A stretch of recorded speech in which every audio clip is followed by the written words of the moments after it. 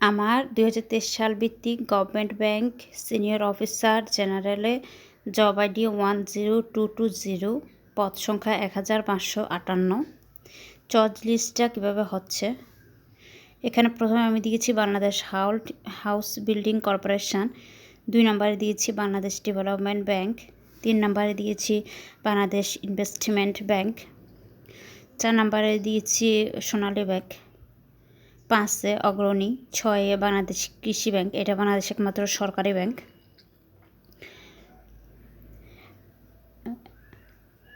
যে ব্যাংকগুলোর পিছে পিএলসি লেখা আছে ওগুলো হচ্ছে বিভিন্ন বেসরকারি এবং সরকারি রাষ্ট্রায়ত্ত ব্যাংক দুইটাই। আর বাংলাদেশ কৃষি ব্যাংক 6 নম্বরে, 7 নম্বরে হচ্ছে আনসার বিডিবি উন্নয়ন ব্যাংক, 8 নম্বরে হচ্ছে প্রবাসী কল্যাণ ব্যাংক, 9 নম্বরে বেসিক ব্যাংক পিএলসি, তারপর 10 নম্বরে কর্মসংস্থান ব্যাংক, 11 নম্বরে হচ্ছে রাকাব মানে রাজশাহী কৃষি উন্নয়ন ব্যাংক। এর একমাত্র শাখা আছে কোথায়? শুধু ইয়াতে আছে, শুধু রাজশাহী রংপুরে আছে, এই জন্য সবার লাস্টে দিবেন এটা। আর Bangladesh development bank, house building corporation, Bangladesh development bank বা হচ্ছে ইনভেস্টমেন্ট ব্যাংক, এগুলো বিভাগীয় শহরে এগুলোর শুধু শাখা আছে আর নাই। আর সোনালী ব্যাংক, অগ্রণী ব্যাংকের শাখা কিন্তু বাংলাদেশের সব জায়গায় আছে।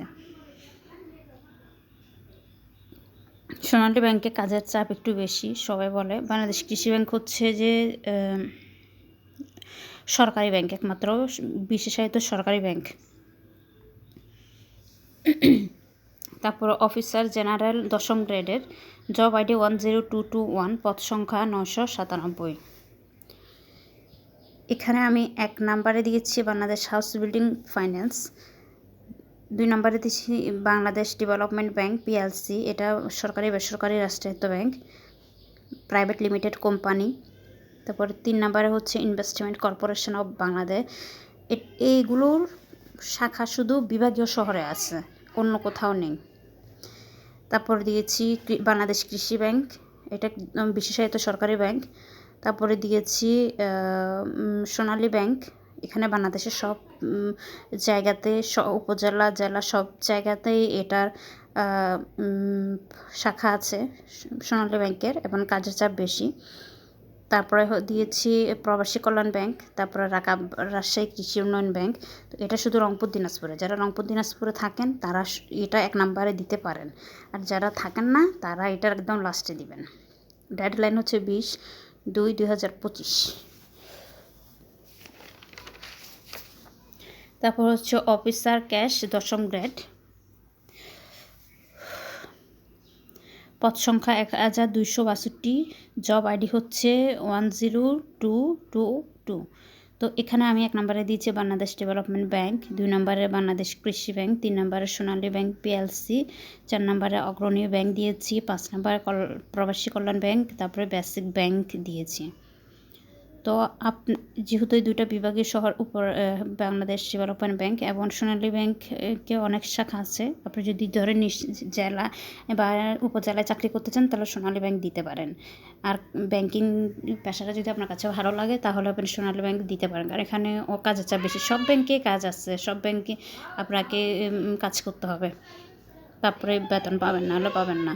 আর ব্যাংকে অনেক বেশি স্যালারি পাওয়া যায়, অনেক ফ্যাসিলিটিস বা অনেক বেশি ইনক্রিমেন্ট পাওয়া যায়, 400 টাকা ডেলি লাঞ্চ ভাতা পাওয়া যায়, ব্যাংক লোন পাওয়া যায়, বাইক লোন, কম্পিউটার লোন, তারপর হাউসের জন্য 1 কোটি টাকা লোন পাওয়া যায়। এখানে অনেক সুবিধা আছে। আর একটা সুবিধা হচ্ছে যে এখানে আপনি 6 মাস, এখানে শুধু 200 মার্কের পরীক্ষা হয় রিটেনে। তো এখানে রিটেন আপনি যদি আপডেট রাখেন এবং নিউজ পেপার পড়েন এবং একটা ম্যাথ ইংলিশ ভালো করতে পারেন বা আর্গুমেন্টটা ভালো করে শিখে নিতে পারেন, তাহলে আপনি এখানে 200-র ভিতরে রিটেনে 120 পাইলে হবে। তো ট্রান্সলেশন বা ফোকাস রাইটিংয়ের প্র্যাকটিসটা অনেক আগে থেকেই হয়, যেহেতু 15 দিন পর এক্সামটা মানে প্রিলির 15 দিন পর রিটেন এক্সামটা হয়ে যায়। তো 6 মাসের মধ্যে গভর্নমেন্ট ব্যাংক জব হয়। আর অন্য জবের প্রসেসগুলো অনেক লেন্থলি। ও আরেকটা হচ্ছে যে ব্যাংকে হচ্ছে প্যানেল হয়, এখানে 1558, আবার এখানে 997, ওখানে 1200 এরকম 52 এরকম।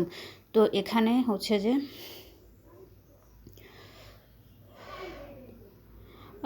প্যানেল থেকে হয়, মানে প্রথম ধাপে নেবে তো পরে আবার প্যানেল থেকে হবে। এই জন্য এখানে ব্যাঙ্কিং সেক্টরে আর্লি জব হয় এবং কেরিয়ার গঠন এবং ফ্যাসিলিটিসগুলো বেশি।